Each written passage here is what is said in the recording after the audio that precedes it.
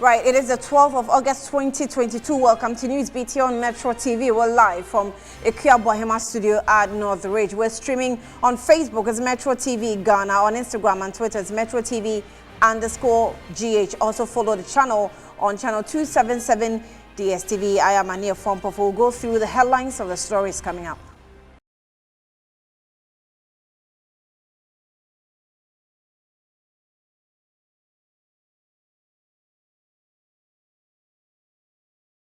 Electricity Company of Ghana begins work on a roadmap for the restoration of power to Krobo land following the conclusive stakeholder meeting.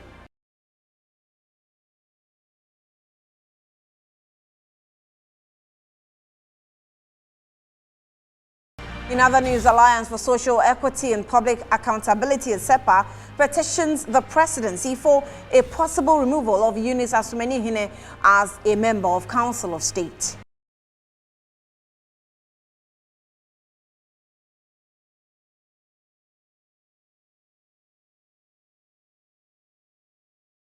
Renowned international economist Steve Hanke questions the accuracy of June 2022 inflation rate of 31% as presented by the Ghana Statistical Service. We'll give you the details of what his estimation is.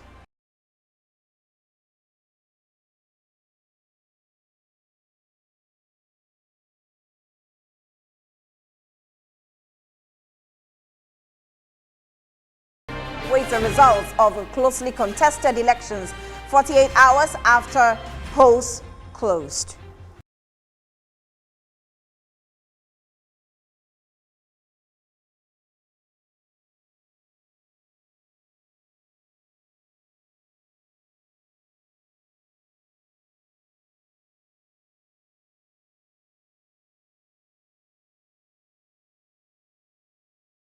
Right, you're welcome back. Now let's do the stories in detail. The unending saga over the recovery of some 1 million Ghana cedis from the frozen food importation company La Bianca Limited over alleged import duty payment infractions appears far from over. Amidst mounting pressure on the Council of State member Asumani-Hine to resign over possible corruption-related offences, experts are pushing for a deeper investigations into the matter.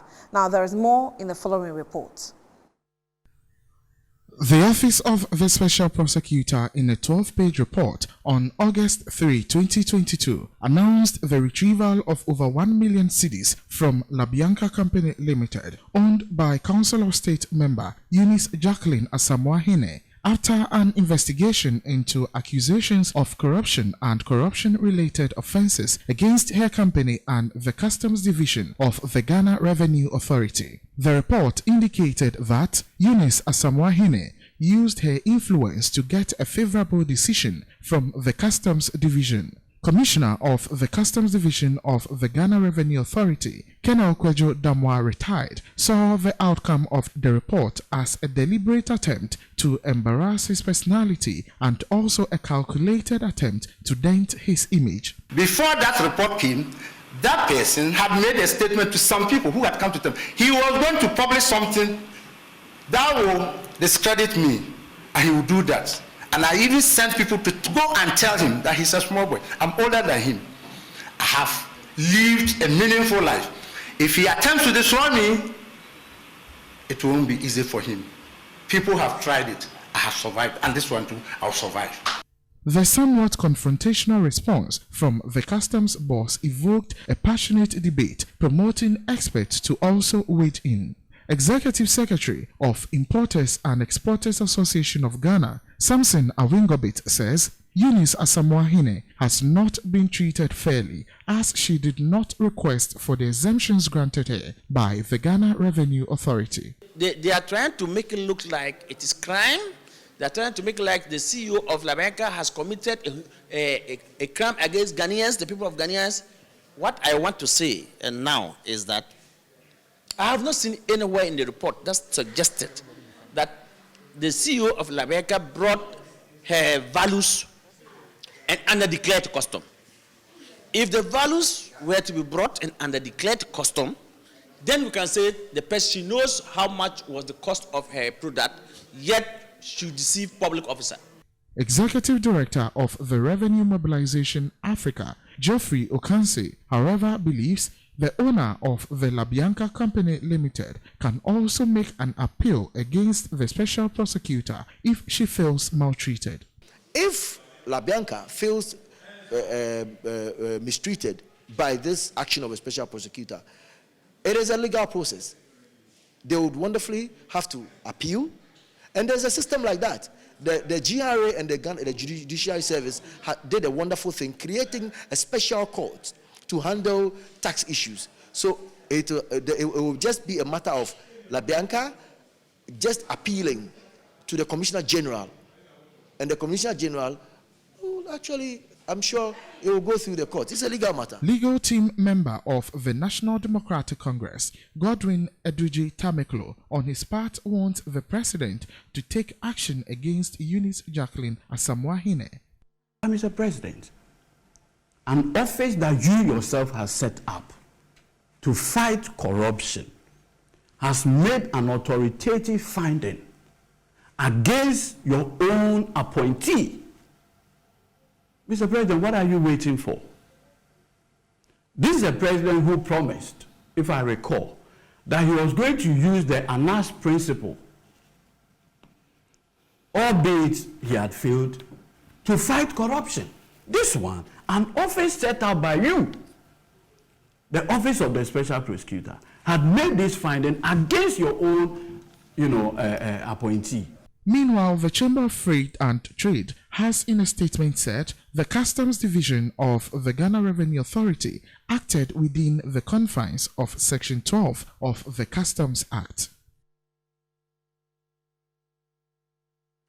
Now, still on that story, pressure group, the Alliance for Social Equity and Public Accountability, ASEPA, is calling for the dismissal of Eunice Jacqueline Boa Asumani Hine as the member of Council of State. In a letter addressed to the presidency by ASEPA, it stated that her position on the council ought to be terminated based on the investigative report by the Office of the Special Prosecutor, OSP.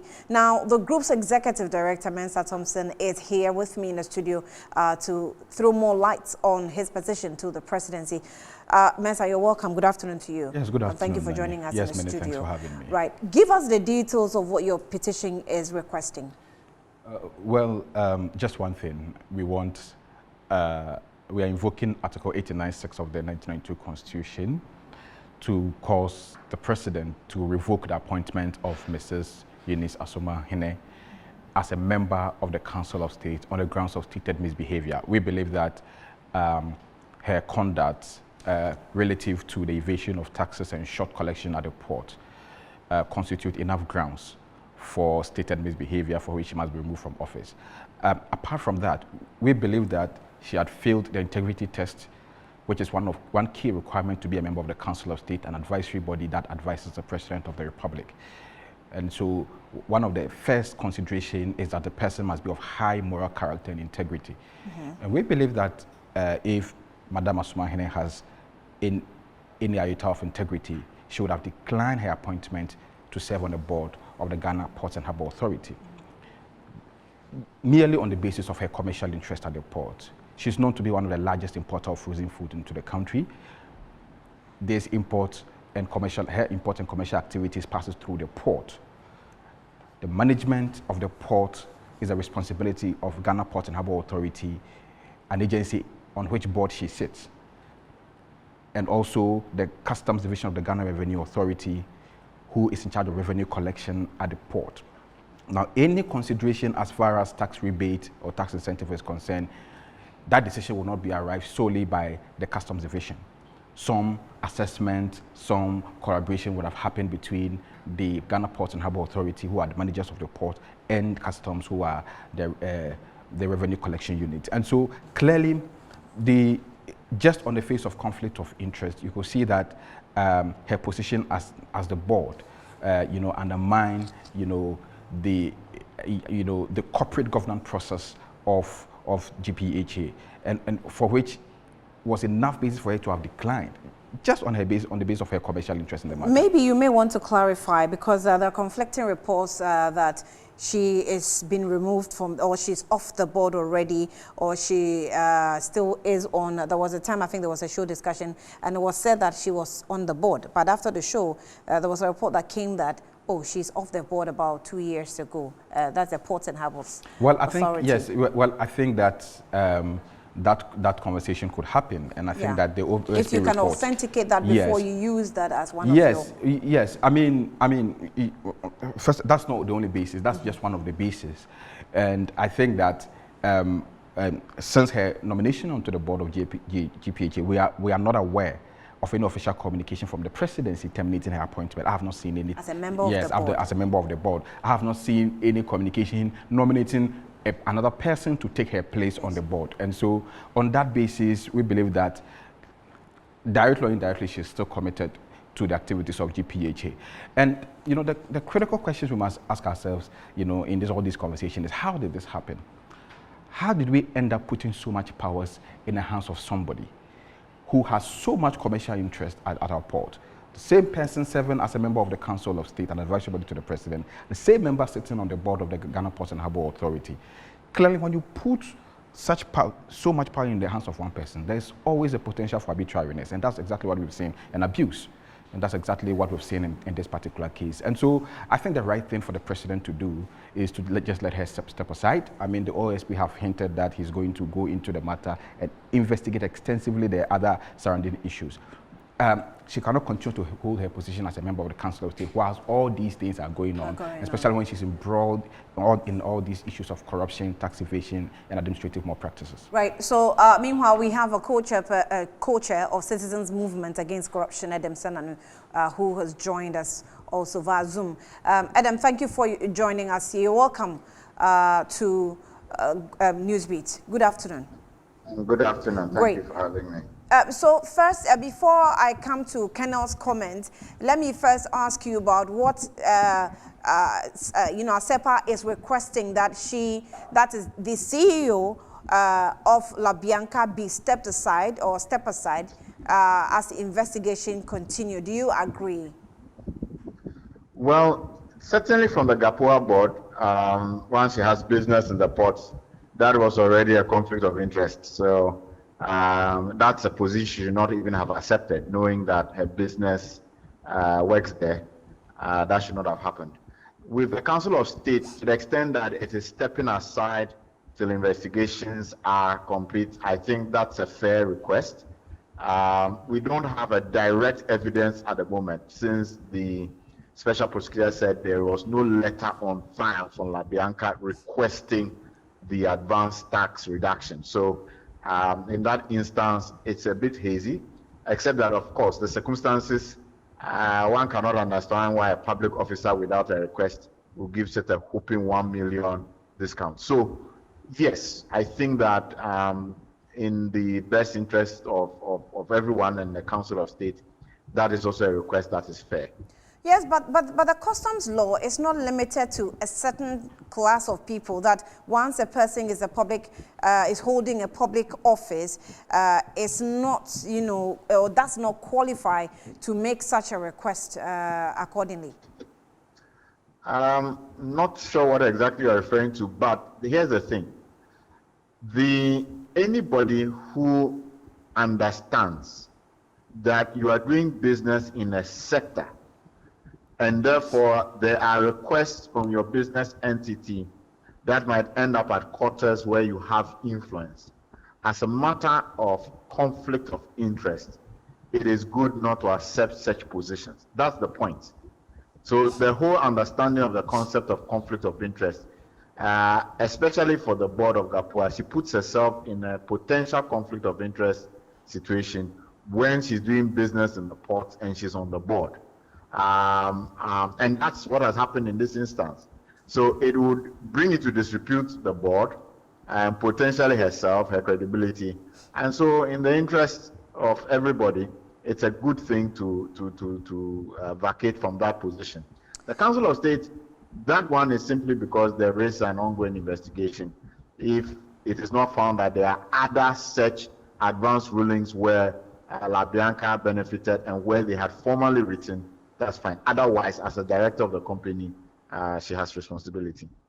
So, I mean, the freight forwarders and also the importers and exporters executives were speaking with, and the reasons why they came to the defense of the CEO of LaBianca was that if they're citing conflicts of interest, then the government should look within, and they actually mentioned, I'm talking about the Office of the Finance Ministry, who, in the pressing of Ken Ofori-Atta, whose company Databank is also, involved in government activities. Now, when persons come or make such arguments in terms of corruption, what should the government do? Well, we thank the freight forwarders for telling us that our finance minister too is engaged or potentially engaged in a conflict of interest where his company is doing things. I don't know which company you're talking about, because we are not I'm not aware of the facts. Mm-hmm. But here's the thing: the fact that the finance minister is doing the wrong thing does not mean that if Madam B is doing the wrong thing, we should not say that it's wrong. So the basis of the argument is flawed. If they are mentioning other people, all of them should be investigated by the special prosecutor without exception. It does not make it right. The thing is, to the extent that your influence, unless of course there's clear evidence that you recluse yourself and you were not formally aware that this kind of conflict of interest was arising, that's a different thing. But to the extent that you're aware, there are certain decisions you ought to be reclusing yourself from. And yes, so public officers to be aware. You're taking up a public office, there are certain interests you have to, as it were, extricate yourself from, get off those boards, those businesses, in order that you can be an objective and independent arbiter of things that come before you. Is that how Colonel Damwa, seem to be coming across to be doing, being objective and giving accounts of the records he has? What do you make of it, the customs boss, I mean? Well, whilst the freight forwarders may have some point to the extent that there are lots of these things going on and therefore investigate them, in Colonel Damwa's case, I don't see the merit, because you see, your subordinate made a request to give some people a tax reduction. There was no due diligence to see have they written a formal letter, and yet you went ahead to give consent. You have, as it were, made a loss to the state, and you should be apologizing. The thing of Akrugu and his intentional is neither here nor there, because we know there is a Frank Asari who made a request for this investigation. So I think that Colonel Damwa has become unnecessarily emotional about it and personalizing it, when really there's no basis for that. If anything at all, he ought to apologize. I think he should withdraw his comments on this. It hasn't helped the situation at all. Right. He overlooked his responsibility, and in that process, we lost money. It has been retrieved. Just apologize and let's move on. Right. Adam Senanu, thank you for engaging with us. Let me also come to you, Asepa. What will you say in your final words? Yes, clearly, just as Adam Senanu said, I think that Colonel Damwa will do himself a lot of good if he stops speaking, especially at this moment. And the issue of this, he's a small boy and it's neither here nor there, they're untenable. The investigative report released by the OSP was not an arbitrary report. It was a report that went through a process. And all these people who today are giving us excuses here and there had the opportunity to appear before the OSP alongside their counsel and give testimonies. And so if they have any excuse, all these excuses that they are bombarding us with in the media speak could have been given to the Office of Special Prosecutor. The principle of audio authorum partem was satisfied in the investigation. They've come up with a report. We've retrieved money. I think that the best thing we should do right now is to be commending the Office of the Special Prosecutor and encouraging him to go forward, to do further investigations and bring more people to book and also prosecute more people so that we can curb a lot of the leakages that is happening at the port. I think the port is one area where if we pay attention to, we can save this country a lot of money and we'll be resorting to these IMF programs and borrowings here and there. Right. Thank you, Adam Senanu. I mean, what's your name? Asepa, for also being with us in the studio. I think you will follow up. If they don't respond, what are you going to do? I mean, if the presidency doesn't respond. The president, well, we are not going to do anything. I mean, it's in the interest of the president that in the optics they do not allow such a tainted person to sit on the advisory council to the president. It's in the interest of the president to let her go. It's not in our interest. It's in the interest of, we are trying to protect the presidency, that the advisory council that advises the president shouldn't be embroiled in needless controversies and corruption. And so it's in the president's interest. If they don't let her go, there's nothing we can do. Right. Mensah Thompson there, Executive Secretary for the ASEPA. Now let's do some more stories. You're still watching Newsbeat. Government spokesperson on governance and security, Pagwe Boakye Dankwa, has called on the former special prosecutor, Martin Amidu, to substantiate his allegations of the security manipulations against the government, which with evidence. Now, the accusation from Martin Amidu was made after President Akufo-Addo appointed Edward Asumeni as the acting national security coordinator.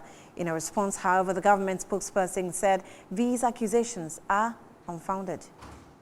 These are very serious allegations that government cannot be blinded to.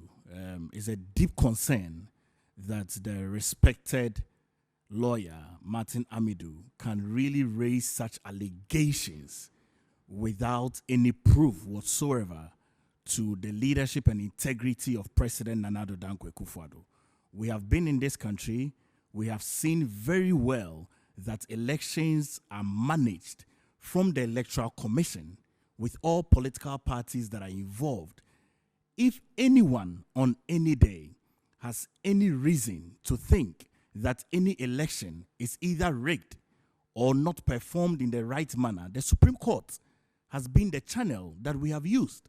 In 2012, I recall, when the NPP lost the elections, we went to the Supreme Court to get finality. In 2020, the NDC did the same. And so it is really a very serious allegations. And I think that it's important that we call the respected Martin Amidu to really bring the proof and the evidence, because he's a lawyer. In the law of courts, there is no way you can take anyone to the court without having evidence. And these are allegations that our government cannot take lightly at all. It's either he comes back to retract these words, apologize to the good people of this country, or to bring evidence to prove otherwise. Meanwhile, security analyst Adib Sani says the president could have appointed a more competent person to fill the role of acting national security coordinator. I am not in any way opining that he knows nothing about security, okay? But I think that there are some individuals who are on the job, who were on the job, and who have done great things in the past. For example, General Francis has been within the security space for over 30 years. We have people like Timothy Coleman, who was the deputy at the NIB in charge of administration at the time. Nana Atubra was the deputy in charge of operations. Okay, so I think that we had more capable hands within the NIB and the National Security Secretariat who could have done a better job. It almost appears as if Mr. Asumeni is being groomed to take over, because at the point we're not even seeing General Francis Amanfo again. Even during what do we call it, See Something, Say Something campaign, and visits to the north by the National Security Minister, you'd see Mr. Edward Asumeni, and it almost looked like General Francis was out of the picture. And so for me, it wasn't surprising. But we need to ask some, fundamental questions, okay? Has the president done anything illegal by appointing these individuals? No. Right, that's our Deep Sunny security analyst there. You're still watching News Beats, but still to come. 50, 15. Obe juice, obe 15. Sisi a obe trade anu 50 5 cedi, 50 cedi. Sisi ansu unya sika 20 cedi ni nyina abeka aduane so. Abeka aduane, abeka to.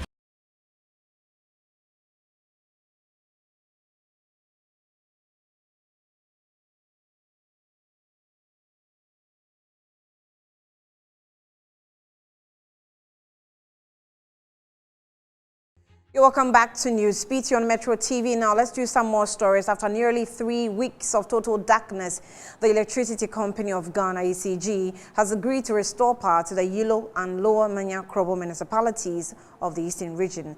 This agreement was reached at a meeting between the National Security and the paramount chiefs and officials of the Electricity Company of Ghana. The Lower and Yilo Krobo has in the past 2 weeks been thrown into darkness after confrontations with the Electricity Company of Ghana over installation of prepaid meters. The situation got out of hand and the power distribution company involved the military during the installation of prepaid meters. Cases of alleged brutalization and loss of lives were leveled against ECG and the military. Subsequently, the Electricity Company of Ghana cut power supply in the Yilo Krobo and Lower Manya Krobo municipalities. This has resulted in power outage in the Krobo enclave for close to a month. The brunt of this decision has been felt in every corner of the Krobo land. In the light, local magapi, la nyon magbe. Ego ngene manye makbe ka 4. 3 days today, but bi oyenye ni pe enyope kajijo. I'm only able to sew 2 outfits in a day. This has affected my daily sales. Ine gopo, ine sky gopo. Ayaga time ne gopi ono market pa ngayomi no kaka 5-4 ikpa ayaga in the light. Not that we won't pay, but we can't pay. There is a difference. We won't pay and we can't pay because you don't just simply have the means to pay. Those huge bills, from where would the money come from? Whole and cutlass farming. When you plant cassava, take a look at the period that your cassava will mature for you to go and have it. However, information rich in Metro News indicates that the ECG, together with the paramount chiefs and national security, have reached an agreement to restore power to the 2 affected municipalities. Even though a roadmap has been drawn to achieve this aim, the process to restore power is likely to take some time as 12 transformers have been destroyed. The roadmap is to take effect July 12, 2022. The company says it will spend some time assessing the integrity of power lines in the area before possibly lighting the 2 municipalities by the weekend. An official statement is expected later today detailing the roadmap towards providing electricity to the Lower and Yilo Krobo municipalities after nearly 3 weeks of darkness. Well, even though there has been a meeting between the various stakeholders involved in the Krobo area, PRO of the ECG says a green light for the security and safety in the Krobo area is the only path to restoration of power. We owe a responsibility to the customer to protect them as much as possible where electricity supply is concerned. The transformers you are talking about, what's the extent of damage? We don't know. Do we have to replace whole transformers or components of the transformers? We don't know. Is it an issue of maybe some stolen fuses here or there, some switches here or there? We do not know. Which spare parts are we taking to the field to fix the work? We do not know. We need to get into the field to ascertain the extent of damage, the extent of interferences, before we can, to be able to fix all of that, before we can restore supply. We do not know the extent of work. We went to the field in Kpouno and they pelted us with stones. When that issue happened for a number of days, ECG was not talking on that issue. But all the media reports were reporting the pelting of ECG officials with the stones, and they reported 2 gunshots aimed at ECG officials. Why? Because we are going about doing our normal duties. If any of those gunshots had hit an ECG staff, if you have a brother who works with ECG, Krobo District, your brother tells you, I'm going to work, see you later in the evening. During the day, ECG management calls you. We have bad news for you. How would you feel? We need to protect your brother's life if he's a staff of ECG. His life is as critical as any other life. It's an issue of security, safety, monitoring and patrolling of our network to ensure its integrity before power supply. If we are not assured of the health status of our network, we cannot supply.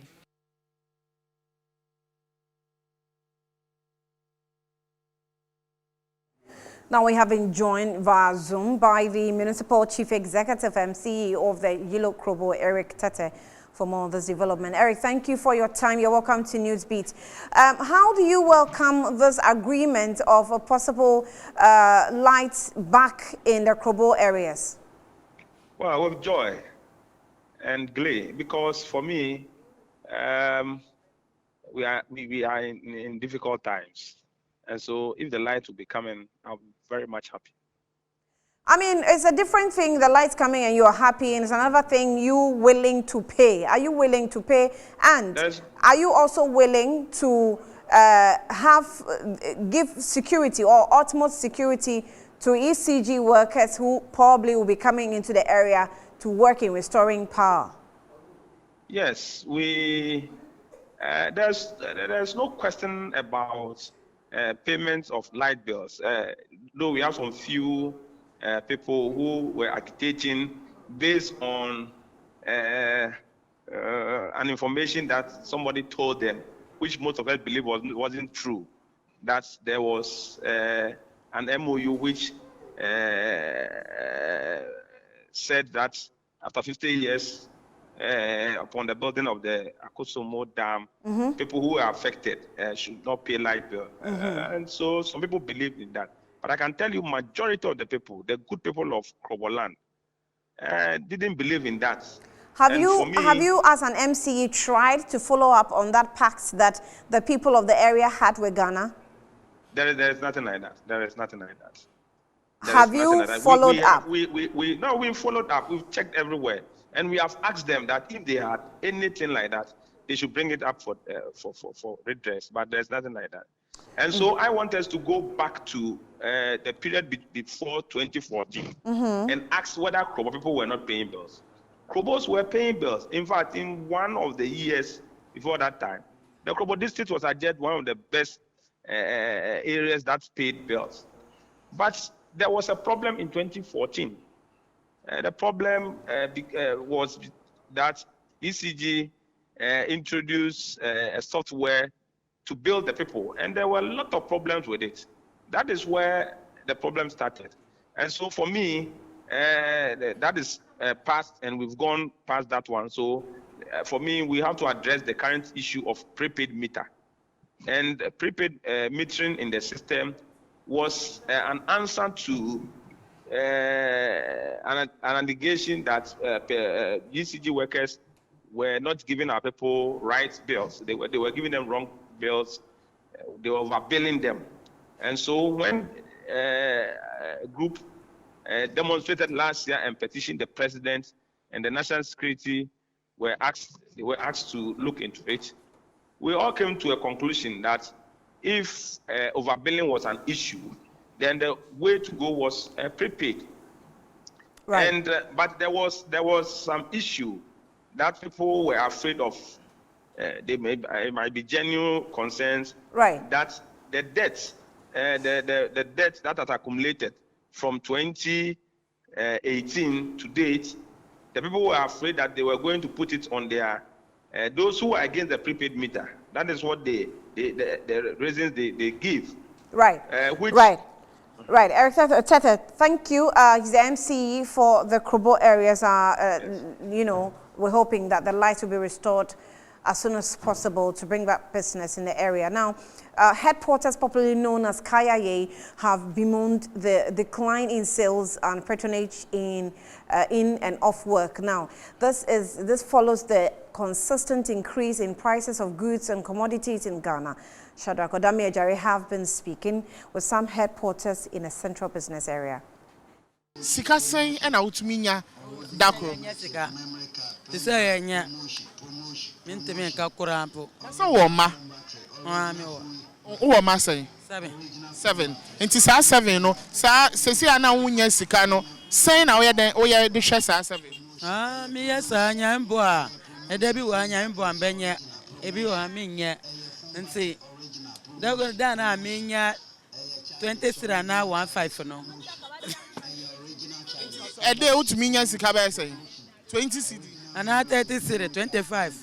This way, Say na omo de be didi na also say na odi be didi. There when na odi be to. So money ha.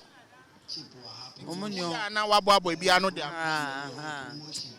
Yeah, na me yeso kakara.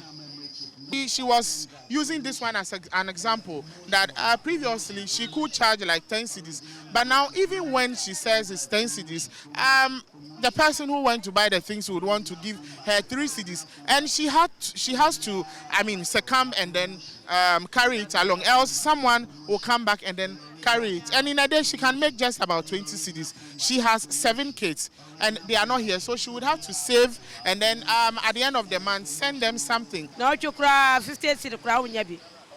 The other didn't so I bet also. Obe toilet 50 15. Obe juice obe jwale 15. Sisi obe trade. We'll give you the rest of the story in subsequent bulletins as the life of a regular trader in the central business area. Now, the chairman of the National Development Planning Commission, Professor George Jan Baffour, says Ghana is making progress in achieving the sustainable development goals despite emerging challenges. Professor Jan Baffour, who was speaking, presenting Ghana's second voluntary national review as a VNR at this year's United Nations High-Level Political Forum in New York. Presenting Ghana's second voluntary national review, VNR, at this year's United Nations High-Level Political Forum in New York, Chairman of the National Development Planning Commission, Professor Jan Baffour, said the achievement and progress made had been accompanied by key lessons which would inform renewed effort towards scaling up sustainable solutions. The proportion of the poor is estimated to have increased to 25.5% in 2020 after decades of consistent decline. This was largely due to the scaling down of economic activities due to the pandemic.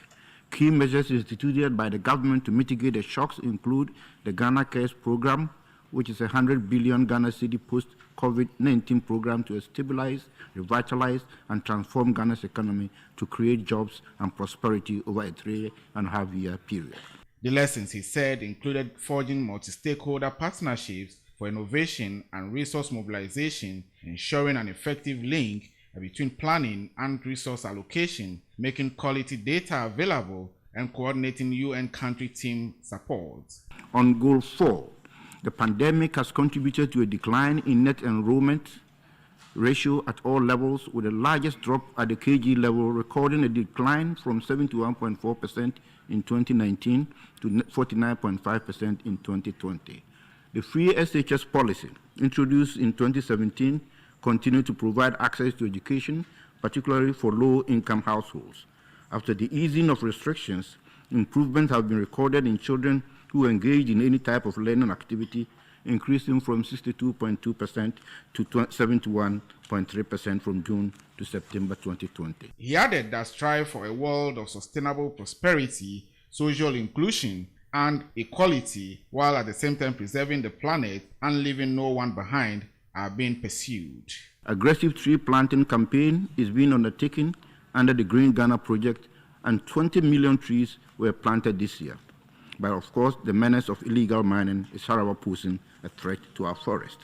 A positive impact of the pandemic was improvement in broadband subscriptions, as many businesses and people resorted to this. Voluntary National Review, VNR, seeks to facilitate the sharing of experiences and mutual learning, including successes, challenges, and lessons learned, with a review to accelerating the implementation of the SDGs.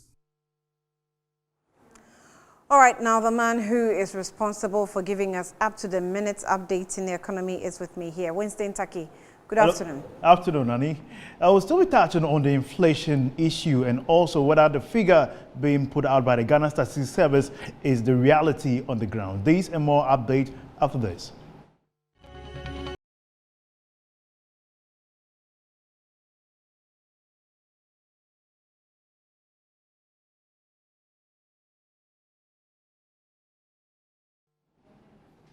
And now to a first business story. The National Communication Officer of the National Democratic Congress NDC, Sammy Gyamfi, has called out government for performing poorly, resulting in investor confidence and dwindling the economy. People are struggling to make ends meet in Ghana. Today, it is more easier for the camel to go through the eye of a needle than to afford a square meal in Ghana. I am telling you, it is more easy today to hew water out of the rock than to afford 1 square meal in this Bawumia Akufo-Addo Ghana. So this is not a laughing matter.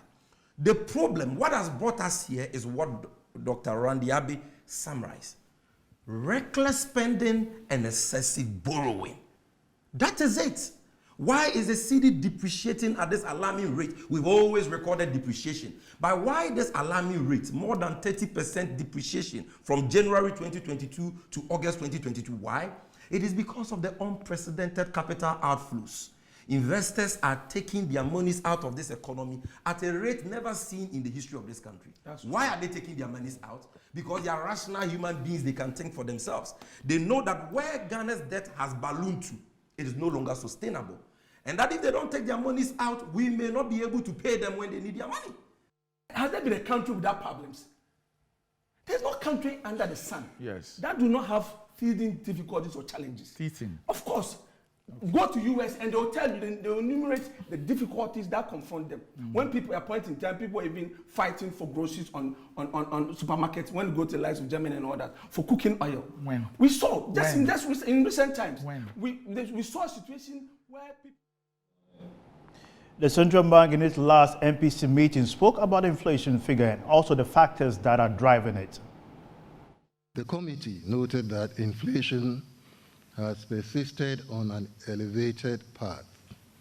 A detailed review of the consumer basket shows that although initially driven by supply-side shocks, the initial relative price changes have broadened to almost all the items in the consumer basket. Over 80% of the items in the basket recorded inflation above 20%. Inflation perceptions and expectations, as revealed in the bank surveys of consumers and businesses, have increased and influenced agitations for cost of living allowances in the workplaces. The Bank of Ghana has responded decisively with its policy tools over the last few months, increasing the policy rate by a cumulative 550 basis points since November 2021. That was the Central Bank Governor, NX Addison. And now joining us via Zoom is Courage Boti, an economist, and also Joe Jackson of Delex Finance. Good afternoon, gentlemen, and welcome to Newsbeat. Good afternoon. Great. Let me begin with Joe Jackson. The issue currently has to do with whether the reality in terms of rising food prices, what we face compared to the figure being put out by the Ghana Statistical Service, that is the 31.7%. What do you make of it? Well, I have no real reason to doubt the 31.7%. It's bad enough as it is. I know professors outside this jurisdiction have called out anything up to 60%, but I don't have the basis of the data. But I do have the basis of the Ghana Statistical Service data. You may quibble with one or two parts of it, but really, I think that that data is largely correct. So if it's correct, then what direction do you think the figures are heading, comparing the fact that we use it to interpolate certain fundamental economic figures? Well, the figures are heading upwards. I don't think we are out of the woods yet.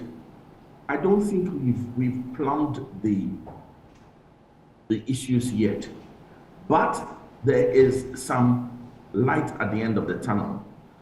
Number one is that the price of fuel worldwide, the barrel of oil worldwide, has dropped from its heights of above $100 per barrel to below $90. So that could bring some relief through a drop in fuel prices.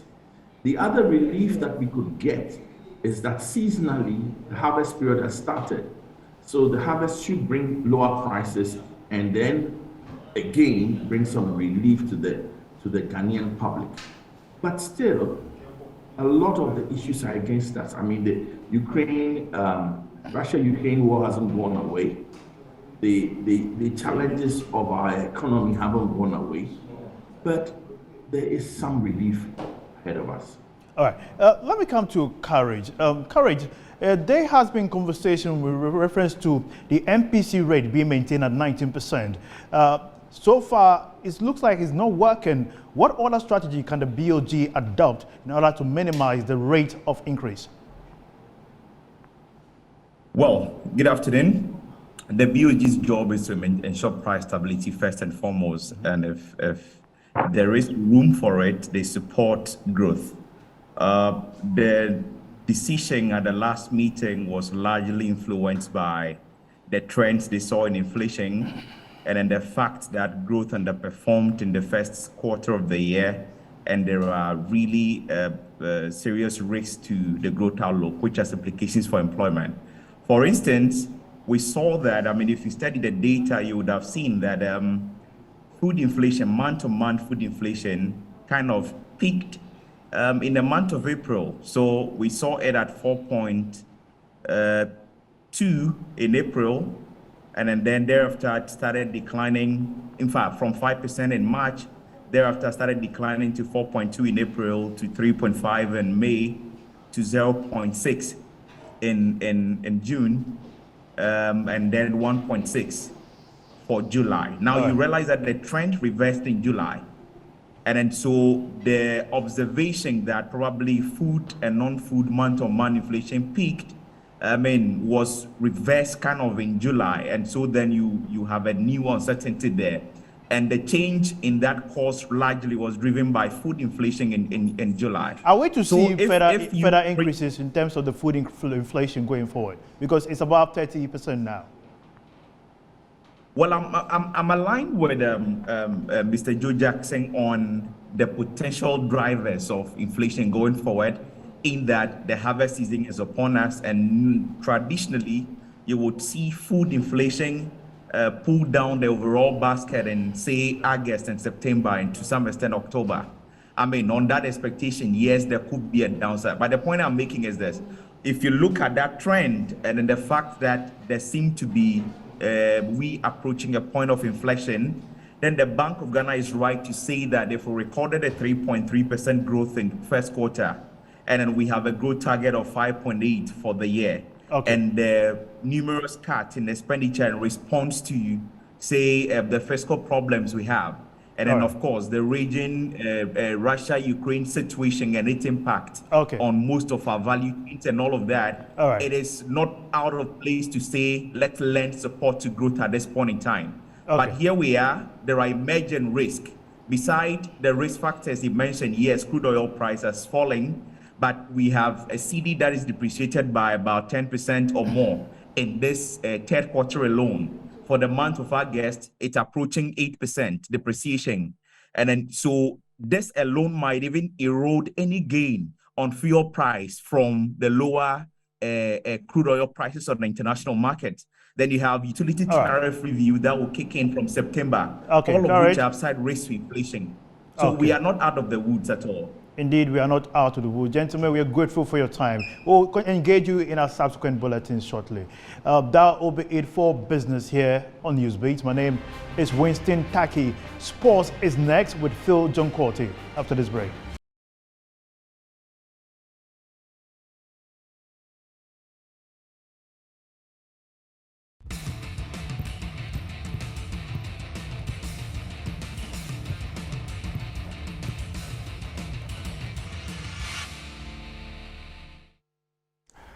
It's time for sports. My name is Phil John Corti. The Nice Premier League schedule is to start on September 12 according to the leadership of the Ghana Premier League. Will bring you the first week fixtures on your screens and find out where the Phobians will be going. They will be going to Doma to play against the Aduana Stars. In Tamale, RTU play against Hamatex, the new boys of the Ghana Premier League. Kotoku Royals will take on Accra Lions, whilst Accra Great Olympics will be at Accra Sports Stadium against the Labs from Bichim. Then in Brekum, Chelsea will play against King Faisal They are from Kumasi. Let's go straight to the Women's Under-20 Championship in Costa Rica. That should be in South America. Yesterday, the Black Princesses failed to shine against the Americans. They were beaten by 3-0. Let's see the results all the way from the start of the championship.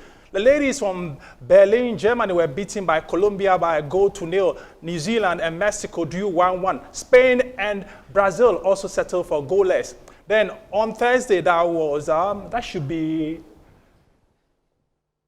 Costa Rica were beaten by Australia, Then Ghana lost to America. Japan also beat the Netherlands by 1-0, whilst France were beaten by the Nigerians by 1-0. Today, Canada were counter South Korea in today's game. Let's go to the EPL straight and final. Chelsea will play against Tottenham. That should be the cracker of week 2 of the EPL. Liverpool will be at home against Crystal Palace. At Villa Park, it will be Villa playing against Everton. Arsenal will be in the English capital against the Chaps in the King Power Stadium. We're talking about Leicester City, while the defending champions will be at the Etihad against Bournemouth. Nottingham Forest will take on West Ham, who were beaten earlier on by Manchester City in the first day of the Premiership.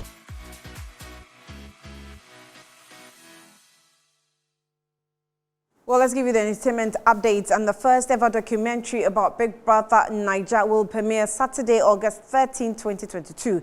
The mini documentary titled BB Naija, The Fame, The Fans, The Frenzy, and produced by ID Africa's The Bank Studio will take viewers behind the scenes of the biggest reality TV show in Africa.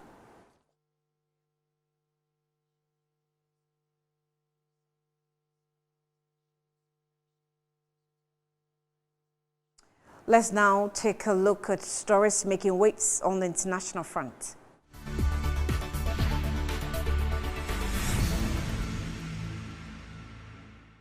Who their next president will be more than 48 hours after polls closed. Elections head Wafula Chebukati has urged people to be patient and not to panic that media houses are releasing different tallies.